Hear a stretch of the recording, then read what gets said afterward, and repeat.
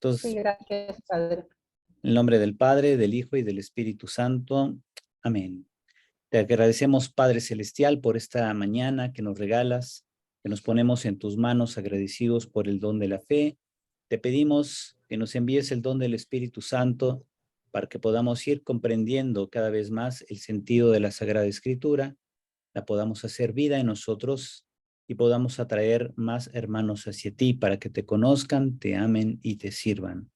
Todo esto te lo pedimos por Jesucristo nuestro Señor. Amén. En el nombre del Padre, del Hijo y del Espíritu Santo. Amén. Bien, comparto aquí en pantalla entonces el tema que vamos a ver en esta primera hora, en lo que nos queda de la primera hora. Tenemos entonces el tercer signo, que es la curación del paralítico junto a la piscina de Betzatá. El contexto literario en el que se desarrolla este tercer signo es el de la segunda parte del libro de los signos. La primera parte, como vimos, se desarrolla en Caná. En Caná es donde se dan los primeros dos signos. Aquí los signos 3, 4, 5 y 6 se van a dar dentro del contexto de las fiestas de los judíos. Tenemos en un primer lugar, entramos en esta sección donde el contexto de la predicación y acción de Jesús se marca por las fiestas de los judíos. Ya el prólogo había establecido que el primer don de Dios fue la ley de Moisés, y este don se perfecciona por el don de la verdad en Jesucristo. Ya ven que decía, la gracia primera es la de la ley, y la gracia que es verdad se nos manifiesta en Jesucristo. Las fiestas judías eran memoriales, momentos en que se recordaba y se tomaba conciencia de la presencia activa de Dios en medio de su pueblo.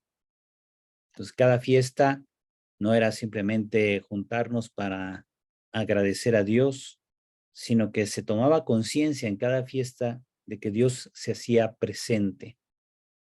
En la destrucción del templo en el año 70 de la era cristiana, los fariseos trasladaron el centro de la vida litúrgica a las sinagogas, pues no tenían de otra, ¿verdad? Ya que no había templo, no era posible continuar con los sacrificios rituales, con las ofrendas, con los holocaustos, y entonces se vio necesario sustituir el tipo de adoración que se le dirigiría a Yahvé. El rompimiento con las comunidades juánicas obligó a estas últimas a replantearse cómo avivar el encuentro con esa presencia del Dios de Jesucristo. Y habíamos hablado cómo, al parecer de los diversos especialistas, las comunidades juánicas empezaban a tener serios problemas con las comunidades judías, sobre todo después del año 70, porque al ya no haber templo, entonces la presencia de los seguidores de Jesús, como comúnmente se les puede llamar aquí, a los cristianos que seguían perteneciendo a comunidades judías, se aparecían entonces o se iban precisamente a celebrar a las sinagogas, y ahí empezaban ellos a predicar sobre Jesús, y eso no le gustó a muchos judíos, ¿verdad? Porque la mayoría de los judíos no aceptaban que Jesús fuese la presencia de Dios en la tierra. Decían, no, pues Jesús a lo mucho habrá sido un buen hombre, que predicó bonito, que hizo mucho bien a mucha gente, pero que a ojos de los judíos, Jesús había cometido dos grandes errores. El primero, hacer sanaciones en sábado, y el segundo gran error que vieron ellos fue equipararse a Dios, presentarse como un hijo de Dios, y eso no le pareció a muchos judíos, ¿verdad? Y entonces de ahí vino un rechazo de muchos judíos hacia los seguidores de Jesús.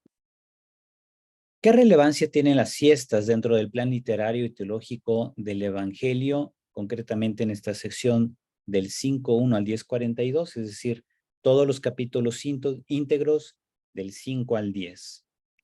Vemos que en 5.1 se dice, después de esto hubo una fiesta de los judíos, y se refiere a la Pascua. Un año antes, Jesús había ido a Jerusalén a la fiesta, en el capítulo 2, cuando expulsa a los vendedores del templo. Y lo hará nuevamente hacia el final de su vida. En el capítulo 11, en adelante, ¿verdad? Jesús vuelve a Jerusalén. Entonces, y va a Jerusalén siempre que es una fiesta. A veces Jesús va en la fiesta de la dedicación.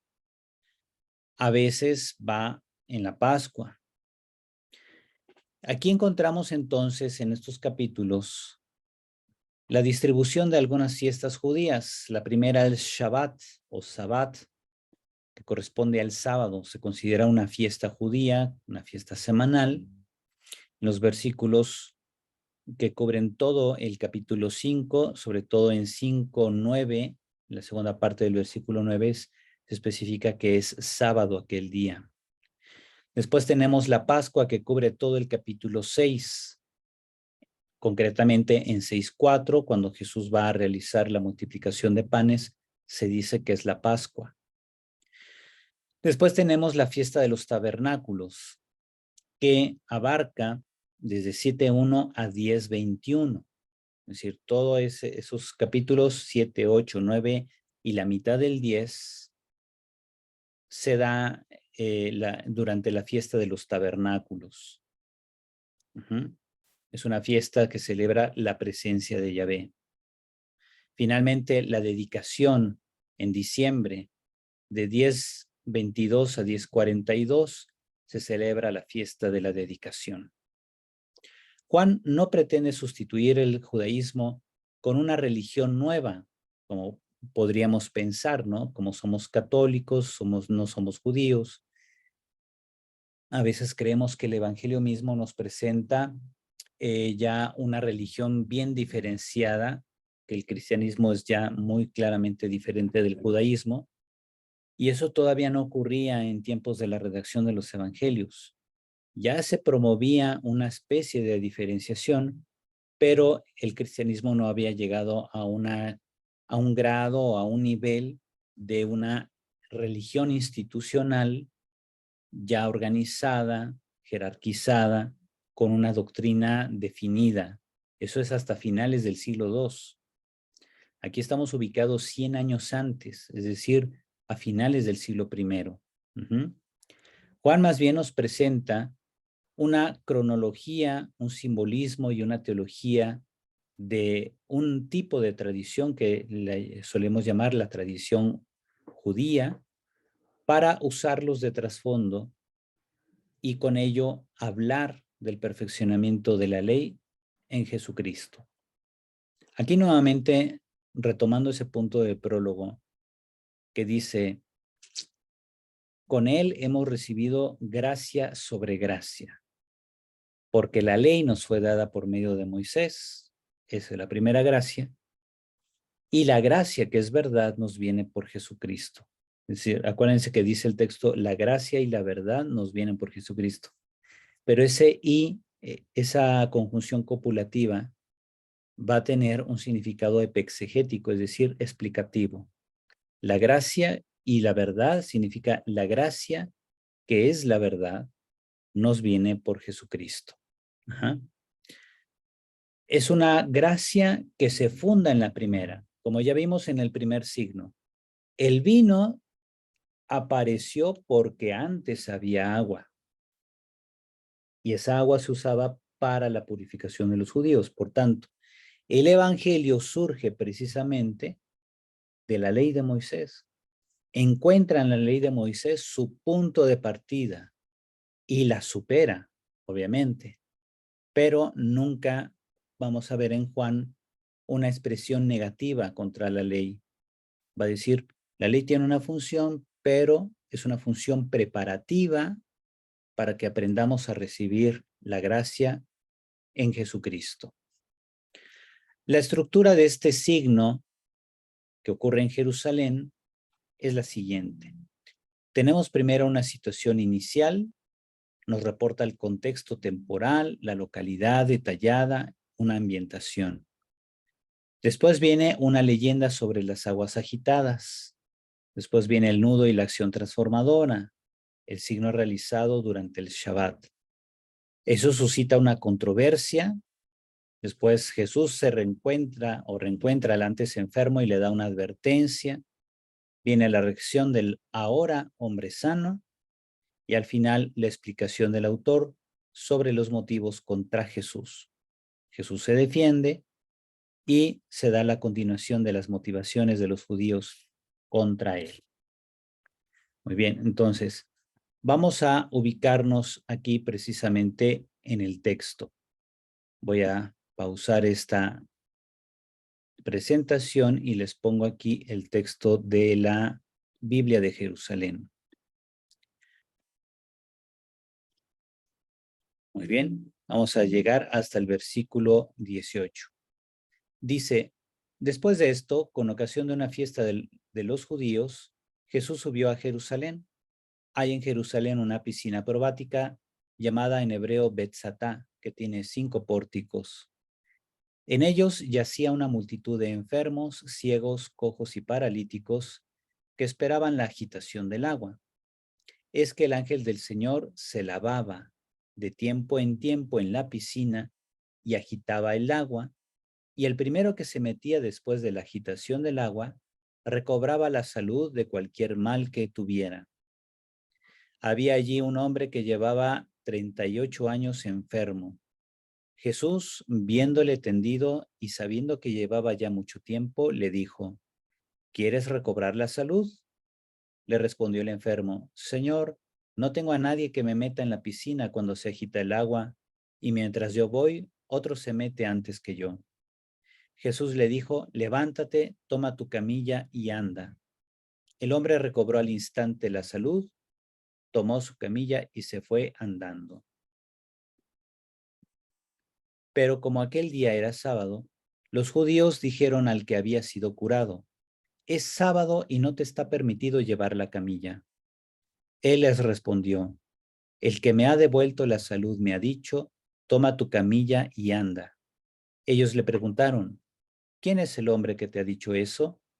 Pero el curado no sabía quién era, pues Jesús había desaparecido entre la multitud que había en aquel lugar. Más tarde Jesús lo encontró en el templo y le dijo, mira, has recobrado la salud, no peques más para que no te suceda algo peor. El hombre se fue a decir a los judíos que era Jesús el que le había devuelto la salud. Por eso los judíos perseguían a Jesús, porque hacía estas cosas en sábado. Jesús les replicó, mi Padre sigue trabajando y yo también trabajo.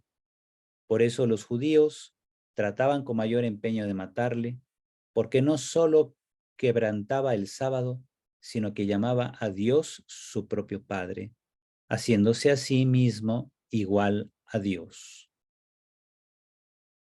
Hasta ahí el texto entonces de este pasaje. Volvemos a la presentación.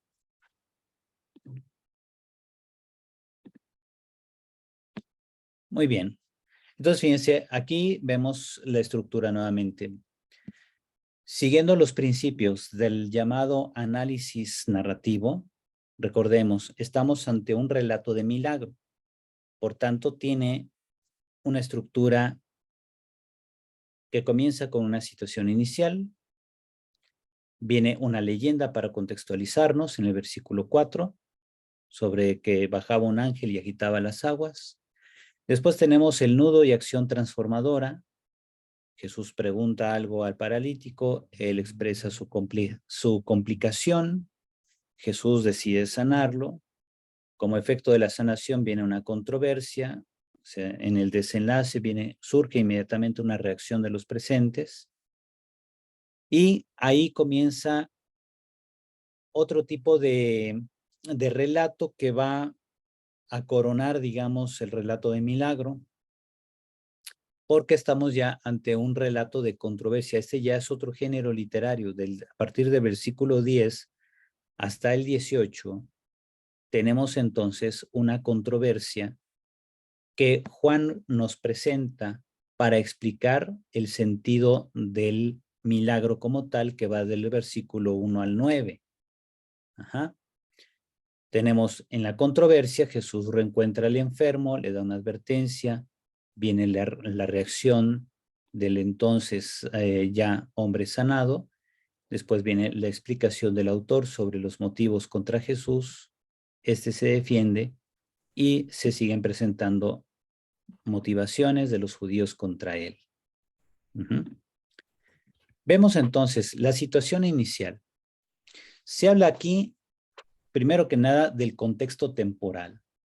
Hubo una fiesta de los judíos y Jesús subió a Jerusalén. Aquí tenemos entonces contexto temporal y espacial. La fiesta de los judíos, dice, metatauta en Georté, ton Judaion. Ahí está, la fiesta Georté, ton Judaion de los judíos. Kai aneve Jesús subió Jesús eis Jerusalima a Jerusalén. Ahora nos va dando una mayor especificación. Fíjense, el primer versículo es como que muy genérico. El segundo versículo nos va, ya dentro de la ciudad, nos va metiendo a un lugar específico, donde está una de las piscinas probáticas, ¿verdad? ¿Qué significa probático? Relativo a las próbata en griego significa ovejas. Entonces eran piscinas probáticas, pues como que tiene una relación con las ovejas, ¿verdad? Quizá originalmente donde se encontraban ahora esas piscinas, anteriormente llevaba la gente a sus ovejas a tomar agua y probablemente de ahí vengan sus nombres. Ya para tiempos de Cristo, pues habrá que ver si todavía había ovejas ahí. Yo no lo creo porque pues pueden ensuciar mucho el agua, ¿no? Entonces, de ahí viene el nombre de piscina probática. Ahora, esta piscina se llamaba Betzatá y se especifica que tiene 5 pórticos. El nombre Betzatá aparece tal cual en el texto griego. Aquí dice Betzatá. En otras tradiciones, en otros textos, se llega a mencionar la piscina de Betesda dentro de Jerusalén y, según los especialistas, es la misma piscina. ¿Por qué algunos le llaman Betzatá y otros Betesda? Pues habrá que ver. Esas ya son cuestiones más de historia de las tradiciones, quizá no tanto de los textos, sino de las tradiciones de los judíos, para ver, pues, si se refiere a lo mismo. Como aquí pongo, en otras tradiciones se le llama Betesda. Entonces, tenemos el contexto y leyenda. El autor no especifica qué fiesta de los judíos se acerca, todavía no, ya después dirá que es sábado. El pasaje refleja el Sitzim Leben de la comunidad juánica, es decir, el contexto vital de la comunidad a la que escribe Juan. Celebraban la presencia de Dios de una manera diferente que lo hacían los judíos después del año 70. Mientras que los judíos celebraban siempre primero en torno al templo y después en las sinagogas, los seguidores de Jesús parecen celebrar la presencia de Dios en la persona de Jesucristo. Se reunían sobre todo en casas particulares. Esto, digamos, generalmente en la diáspora. Pero allí en Jerusalén y en los lugares cercanos a Jerusalén, la mayoría de los judíos que aceptaban a Jesús como Mesías se seguían reuniendo, primero que nada, en sinagogas y algunos en casas particulares. Y ahí que celebraban la presencia de Dios en Jesucristo. No la presencia de Dios así en forma genérica, como solían hacerlo los judíos, sobre todo después de la destrucción del templo. Ok.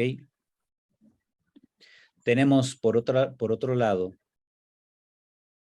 perdón, aquí me voy hacia atrás. La expresión los judíos en el pasaje debe referirse a las autoridades religiosas del templo. Cuando se dice aquí que los judíos pues reaccionaron ante lo que hacía Jesús, solemos pensar que son los judíos en general, como que todos los judíos se confabularon contra Jesús. Y no, Aquí más bien son los judíos que tienen una función de autoridad religiosa. ¿Qué pasa cuando, digamos, precisamente por no tener este detalle en cuenta, qué pasó en la historia? Pensemos, por ejemplo, en los cristianos de finales del siglo II, que empezaron propiamente a denigrar a los judíos y surgió lo que se dice hoy en día el antisemitismo entre los cristianos, es decir, una actitud contra los judíos, sobre todo a finales del siglo II. En lugares muy concretos como Antioquía de Siria tenemos bastantes pruebas históricas de que los cristianos ahí en esa región prácticamente despreciaban a los judíos, ¿no?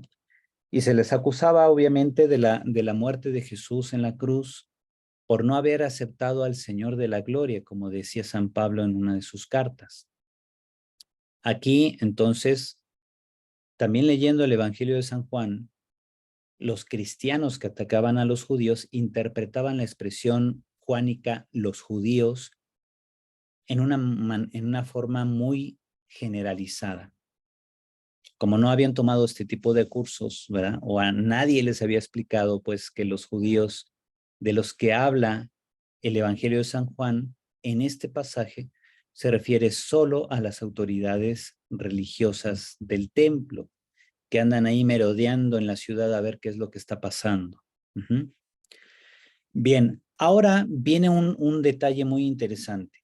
La leyenda interpolada en el actual versículo 4 muy probablemente fue incorporada en un primer momento como una nota al margen por parte de un copista. ¿Qué era un copista? Pues alguien que copiaba el Evangelio. Como no había editoriales, había que hacer copia a mano de todos los escritos. Y entonces, recordemos, el Evangelio de San Juan se escribió primero en papiros, es decir, en hojas de papiro venidas de Egipto. Pero la gente se daba cuenta que esos papiros con el tiempo se iban a deshacer por cuestiones de temperatura, humedad o el sol, el efecto del sol. Entonces se vio necesario empezar a hacer copias en pergaminos, en material elaborado con piel de animal, con piel de antílope, ¿verdad?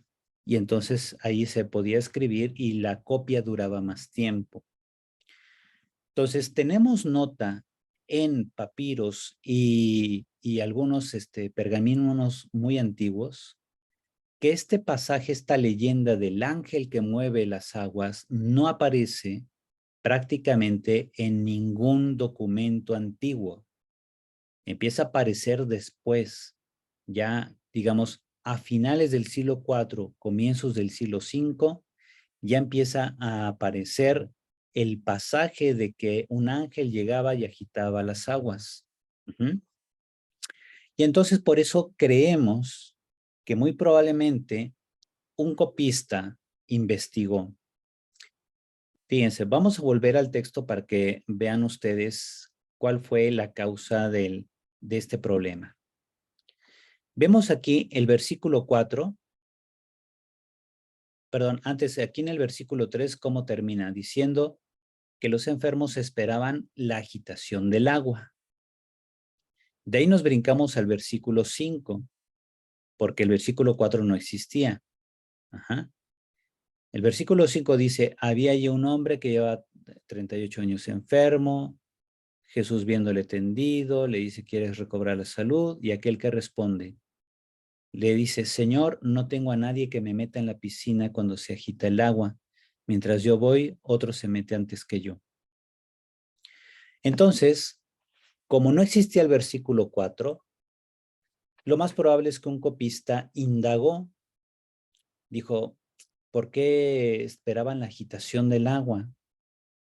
Y entonces resulta que en Israel, bueno, allí en Jerusalén, este copista pudo haber dado con la leyenda de que un ángel agitaba las aguas de la piscina de Betzatá o Betesda y que cuando se agitaban las aguas, la gente que entraba sanaba. Obviamente era una leyenda. Ajá.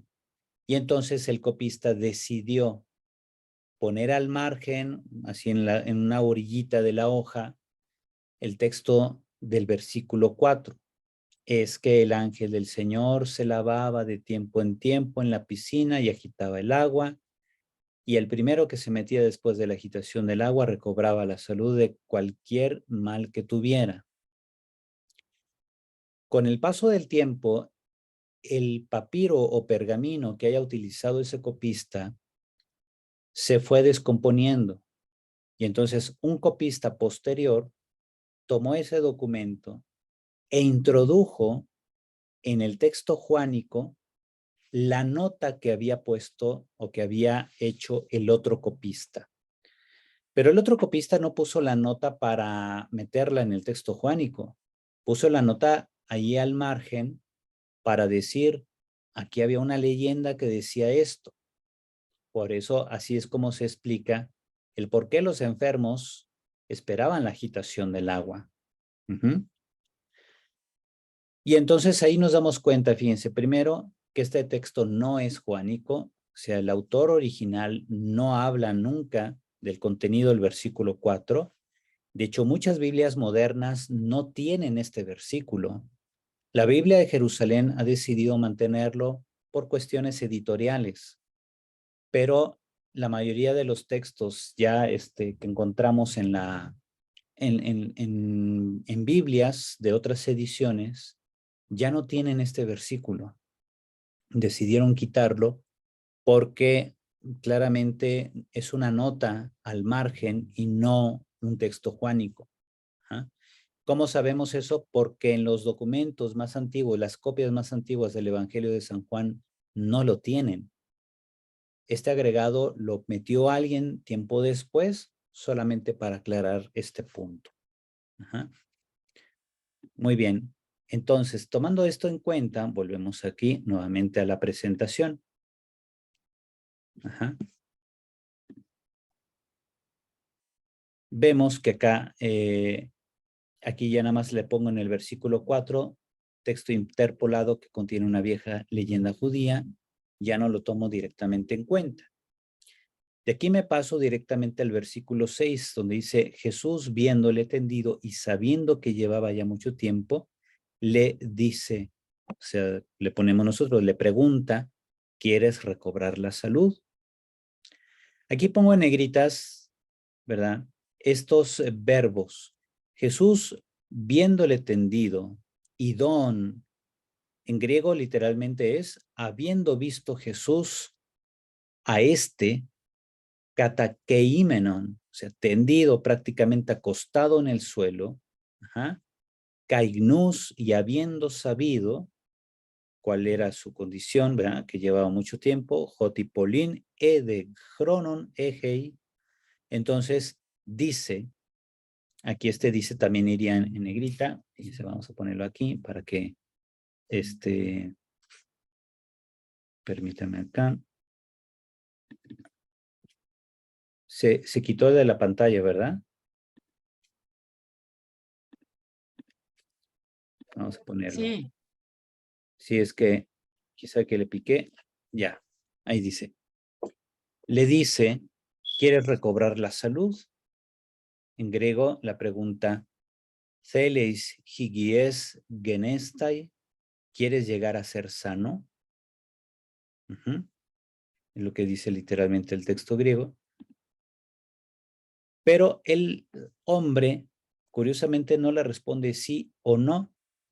Se ve que el enfermo era mexicano, ¿verdad? Porque en lugar de responder, echa un rollo. Es que el ángel del Señor se lavaba de tiempo en tiempo en la piscina, ¿verdad? Vea, dice más bien, es que nadie me mete en la piscina cuando se agita, ¿no? Y entonces, fíjense, la referencia es esa. El ángel se lavaba de tiempo en tiempo, pues el texto que encontró este copista seguramente, o que elabora el copista a partir de su investigación sobre la leyenda, refleja una leyenda jerosolimitana. Y sabemos entonces que el paralítico y los demás enfermos presentes creen ya en esa leyenda. Ahora, Jesús no se detiene a discutir sobre la leyenda que está de trasfondo en las palabras del enfermo. Solo le pregunta si quiere sanar. Se interesa más por él que por sus creencias. Esto es muy importante, fíjense. Y eso es una gran lección para nosotros, porque podemos cometer nosotros el error de pensar que solamente debo ayudar a quien piensa como yo. Ajá.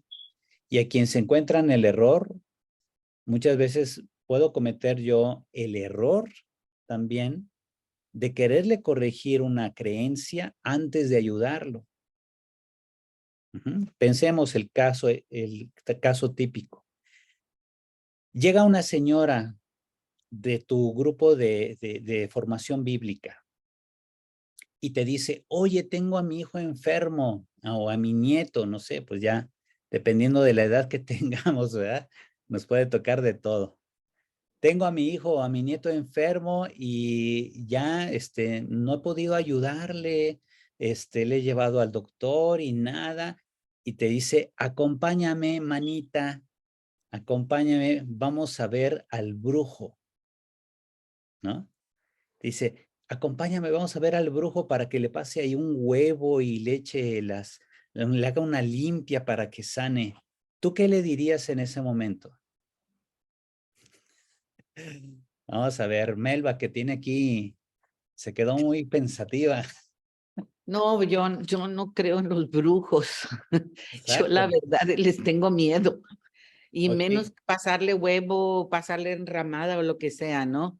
Es- Perdón, sí estoy, sí Sí, se sí, oigo, sí oigo. bien, sí, sí, la oímos. Este,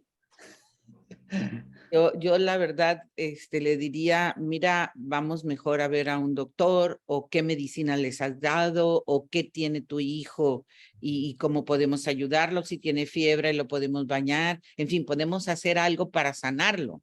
Ok, muy bien. A ver, Sí, Lupita de Aro también le levantó la diría. mano. Gracias. Padre, Sí. tal vez yo primero la invitaría a hacer oración al Santísimo para que nos diera sabiduría, para ver a dónde se tiene que canalizar esa persona, porque hay enfermedades físicas o mentales. Muy Y bien. pues yo le daría ese consejo. Muy Gracias. bien, gracias. ¿Alguien más que haría alguno de ustedes algo diferente? Algo que se les ocurra. Adelante, Carmen. Mire, yo le diría a esta hermanita, ¿sabes qué? Vamos a los pies de Jesús en el sagrario.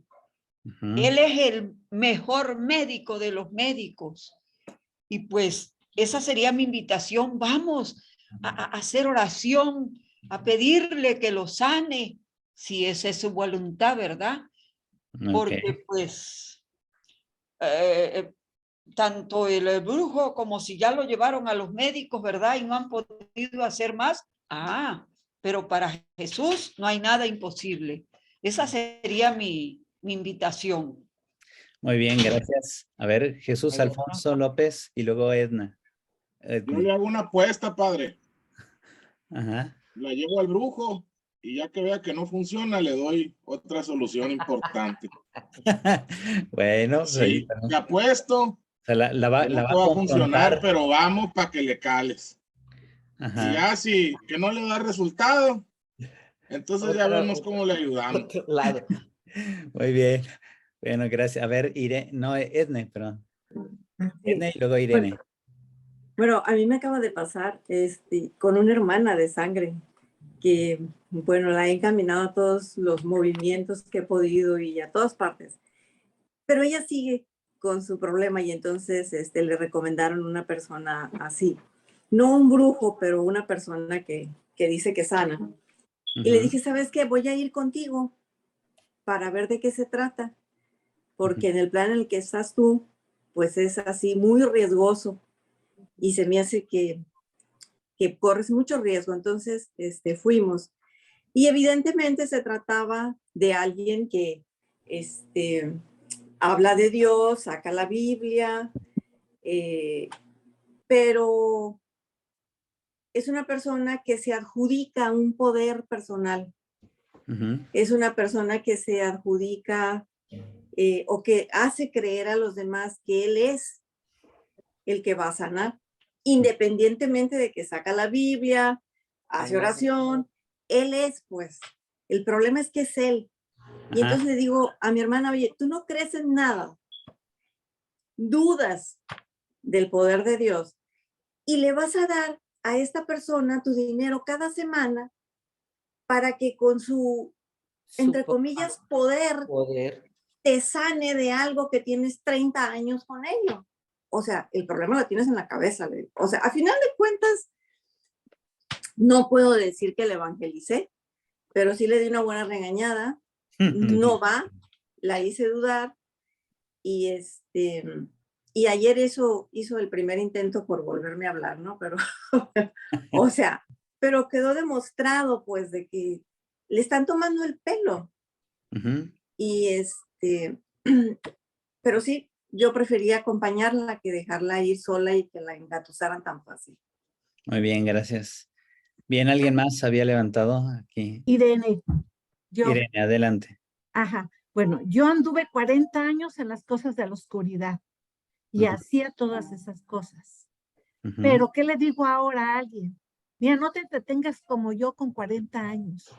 Estuve haciendo todo, le daría mi experiencia rápido y le diría, pero encontré la mejor solución y la mejor solución es Jesús.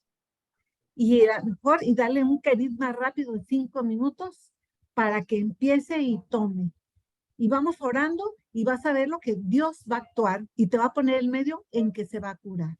Y si no quiere, pues es entonces darle el consuelo de que hay razones que nosotros no sabemos, pero que Dios sí mueve. Y qué bueno que está moviendo esa razón, porque lo que quiere es que ella se encuentre para que pueda llevar a todos sus hijos al Señor. Bueno, yo lo digo así porque fue lo que viví y soy testigo. Bien, gracias. Gracias. Gracias. Juan Montero, adelante. Y ya con Juan Montero y ya lo escuchamos y luego seguimos con nuestro tema. Adelante, Juan, si quiere. Padre, todo lo que hemos escuchado, yo diría que es gente que vive en las ciudades. Y realmente el calificativo de brujo es una situación también muy especial. Los hay, principalmente acá en el sureste. Pero realmente por el sureste abundan los curanderos. Gente que no ha tenido acceso al sistema de salud.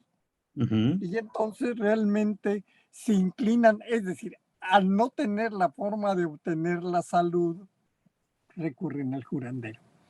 Yo quisiera decir que vivimos una experiencia en donde una persona que nos asiste, a mi esposa y demás, al estar enfermo, inmediatamente ella se ofreció a hacerme una limpia. Y era una mezcla lo que quería hacer era una mezcla de cosas de religión católica muy básicas con una limpia, con ramas y demás. Entonces, es muy difícil, realmente ese es uno de los temas muy difíciles, porque el hablar que queremos hacer las cosas por medio de la brujería, como dijo una hermana, y a mí me espanta, que nos espanta a todos. En realidad hay que ver el concepto, volvemos a lo mismo que le pasó a Jesús, porque dijeron eso en su tiempo, como ahorita. Aquí hay un grupo de curanderos en Chiapas y Tabasco y demás, que es gente que trabaja para la salud. Gracias. Muy bien. Gracias. Gracias, muy bien. Pues ahí están, ¿verdad? La diversidad de opiniones. Es cierto. Muy bien. Ahora fíjense, vamos a ver aquí, como se ve en pantalla, ¿qué es lo que hace Jesús? Mientras el hombre le dice, bueno, señor, es que no tengo nadie que me meta en la piscina. Es decir, aquel hombre, en lugar de responder sí quiero sanar o no quiero sanar, simplemente responde con una leyenda que él cree. Jesús lo escucha, pero actúa de inmediato. Como Él es la fuente de la vida en plenitud, como nos lo va a decir Jesús en el capítulo 10, que Él ha venido a darnos vida en abundancia. Aquí también Jesús le va a decir a este hombre la solución, ¿verdad? Levántate, toma tu camilla y anda. Y al instante el hombre recobró la salud, tomó su camilla y se puso a andar. ¿Qué fue lo que pasó? El hombre obedeció la palabra. El hombre no conoce ni siquiera quién es Jesús, lo ve como un hombre más y simplemente lo escucha, no sabe que se trata ni siquiera de un predicador, simplemente obedece a aquel hombre que ve, del que no sabe nada, y sana. Y ahora sí viene el comentario del evangelista. Aquel día era sábado. Ajá. Aquel día era sábado. Entonces, ahí viene el porqué de la complicación de lo que va a seguir después, que es la reacción de las personas. Tenemos entonces, por un lado, Jesús expresa una palabra sanadora, dadora de vida, de esperanza, una palabra que restaura la condición de aquel hombre para que recupere su dignidad, su autonomía y su lugar en el culto público.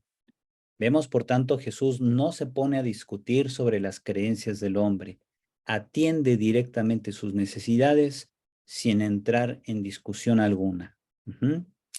Dice el versículo 9, al instante el hombre recobró la salud, tomó su camilla y se puso a andar. Así que el efecto de la palabra sanadora de Jesús es inmediato. Logra lo que las creencias en una leyenda no consiguen. La gente no sana porque simplemente crea en algo, sino por el poder vivificante de la palabra que da vida. Entonces, esta palabra es Jesús, palabra encarnada, que hace presente al Dios que da vida en plenitud. Con el comentario de que era sábado aquel día, el evangelista nos prepara para lo que sigue, que es la controversia. Dice, por eso los judíos decían al que había sido curado, es sábado y no te está permitido llevar la camilla. Sabatón estin, cayuc exestin soi, araiton, cravaton su. La camilla se dice cravaton, ¿verdad? Él respondió, el que me ha devuelto la salud me ha dicho, toma tu camilla y anda. Fíjense, pongo aquí el rojo, el que me ha devuelto la salud. Jopoyesas me higie keinos moi eiben. Aquí se refiere a Jesús como un hombre, alguien que le ha devuelto la salud. Aquel que habiendo, aquí se podría decir, habiendo hecho a mí saludable, ekeinos, aquel, a mí dijo, Aaron ton cravaton su, caiperipate, toma tu camilla y anda. Vemos que ellos le preguntan, ¿quién es el hombre que te ha dicho esto? Tis estin juanthropos hoipensoi, Aaron caiperipate, toma la y anda. Pero el curado no sabía quién era, pues Jesús había desaparecido porque había mucha gente en aquel lugar. Aquí lo relevante de esta diapositiva es que para este hombre sanado, recién sanado, Jesús sigue siendo un hombre. No lo conoce. Dice, un hombre me dijo, levanta, toma tu camilla y anda. Eso hice. Y pues quién sabe de dónde se metió. Ya no lo veo. El tema teológico aquí es la identidad de Jesús. Tanto para el antes enfermo como para los judíos, seguramente fariseos, Jesús es un hombre que cura. Igualmente veremos en el versículo 9, cuando Jesús sane, en el capítulo 9, perdón, aquí más bien le voy a poner una C mayúscula referida al capítulo. En el capítulo 9, cuando Jesús sana a un ciego de nacimiento, él será para solo un hombre. Luego será un profeta y finalmente será el Hijo del Hombre, a quien reconocerá incluso como Señor. Eso lo vamos a ver precisamente el día de mañana cuando veamos el pasaje del ciego de nacimiento. El tema teológico de fondo en estos pasajes de sanación es la identidad de Jesús, no la sanación del enfermo, ni el descanso que exige el sábado. Aquí vemos entonces, ya vimos, en un primer momento Jesús es para él un hombre. un hombre que sana.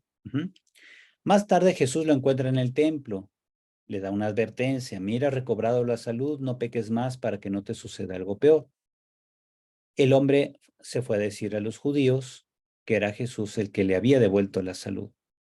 Por eso los judíos perseguían a Jesús, porque hacía estas cosas en sábado. O sea, nuevamente, Jesús es solo para ellos un hombre. Pero Jesús les replicó, mi Padre trabaja hasta ahora y yo también trabajo. ¿Ok? Esa respuesta o esa reacción de Jesús muestra algo más de su identidad. Él habla de un padre, por tanto, él es un hijo. No es solo un hombre, no es solo un milagrero, un taumaturgo. Es alguien que hace lo que ve hacer a su padre. Todavía nos dice quién es su padre. Los judíos trataban con mayor empeño de matarle, porque no solo quebrantaba el sábado, sino que llamaba a Dios su propio padre. Vemos aquí entonces, los judíos, acuérdense, autoridades religiosas del templo, se dieron cuenta de qué estaba hablando Jesús. Dijeron, este se hace semejante a Dios. Jesús encuentra dentro del templo al hombre sanado y le hace una advertencia en la lógica de la teología de la retribución. Si eres un hombre recto, gozarás de salud. Si pecas, Dios te castiga con la enfermedad. Así pensaban en la teología de la retribución, que es la forma típica de interpretar los acontecimientos de la vida en el judaísmo antiguo. Estamos hablando más o menos como del siglo VI antes de Cristo, de ahí para tiempos de Cristo. El hombre, en su imprudencia, dice abiertamente que Jesús es quien lo sanó.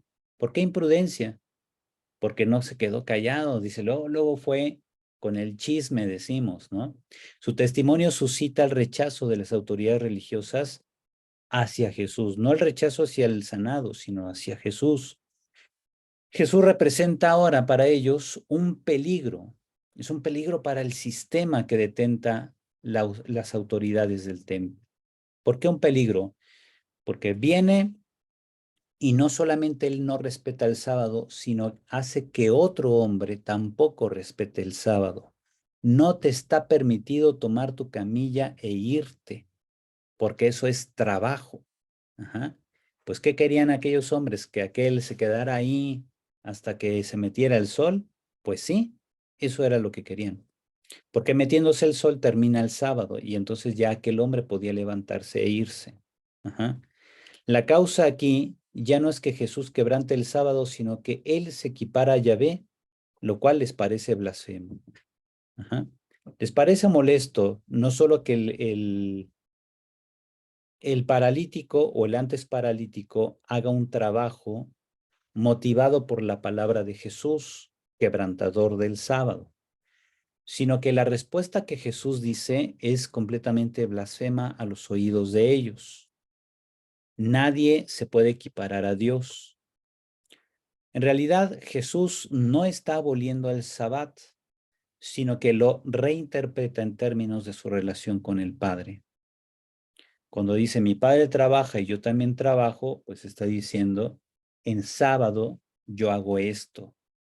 Jesús no afirma una igualdad con Dios como si fuera Él un Dios distinto, o sea, otro Dios, sino que muestra la unidad, que la unidad brota de su relación con Él. Mi Padre trabaja, por tanto yo trabajo. ¿Cómo trabaja el Padre en sábado? Pues vemos que en sábado, por ejemplo, crecen las flores del campo. En sábado los pajaritos hacen sus nidos. Entonces, ¿la creación está violando el sábado? No. Mi Padre, dice Jesús, trabaja a través de la creación. Mi Padre trabaja haciendo crecer las plantas. Mi Padre trabaja haciendo que los pajaritos vuelen y junten sus ramitas para hacer sus nidos. También para que coman. Mi Padre en sábado hace nacer seres humanos. Muchos niños nacían en sábado. Y no se cometía pecado porque nacieran en sábado. Ajá. Entonces Jesús comprende que el Padre en sábado trabaja para dar vida y esperanza a los hombres. Y eso es lo que de fondo está haciendo cuando le da la salud a este enfermo. Ujú. Las categorías del monoteísmo de los judíos formalistas les impiden comprender la unidad entre el Padre y el Hijo. Y la hostilidad de los judíos se agrava, entonces se confabulan contra Jesús, a quien consideran blasfemo. Las maquinaciones contra Jesús quizá reflejan los conflictos entre las comunidades juánicas y los grupos rabínicos que tras la destrucción del templo tomaron decisiones contra los seguidores de Jesús. Finalmente, la cristología juánica de la perícopa. Jesús ve al paralítico, conoce su situación, le pregunta algo y lo sana dándole órdenes. Las acciones del paralítico muestran la eficacia de la palabra de Jesús, pero se requiere la obediencia. Si el paralítico escucha a Jesús y no hace nada, no quedaría sanado. Él obedece a la palabra con la intención de cumplir lo que Jesús le dice: toma tu camilla, levántate y vete. Con la intención de empezar a hacer eso, el paralítico queda sanado. La escena muestra no solo el poder de la palabra de Jesús, sino que el acontecimiento se convierte en un signo que indica que Jesús es el enviado del Padre. Las palabras posteriores de Jesús así lo confirman. La obra de Jesús es la obra del Padre para la salvación de los hombres. Como Jesús ve trabajar al Padre, Él trabaja las obras del Padre. Jesús supera así entonces los sistemas de marginación establecidos por la ley de Moisés y devuelve al ahora sano su dignidad y el protagonismo de su propia vida.